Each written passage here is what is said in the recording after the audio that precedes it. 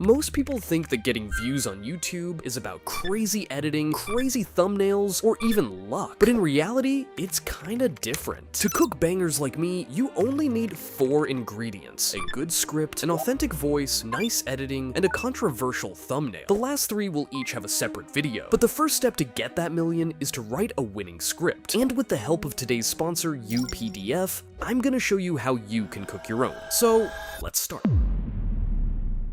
Everything starts with an outline, which is the main structure of your script. You can write bullet points, but a better way to do it is to use the more advanced UPDF AI. Just describe your idea and be precise. To achieve good results, you must have a clear vision. If you let the AI cook everything, your script will completely flop. Next, the introduction and the hook. A good hook can either make or break your video. I prefer to write my own hook, but if you're lazy and need some assistance, you can also use the UPDF AI to help you write one. Again, AI is just to assist you. Never let it write on your behalf, or else you'll lose your style. So let's write it together.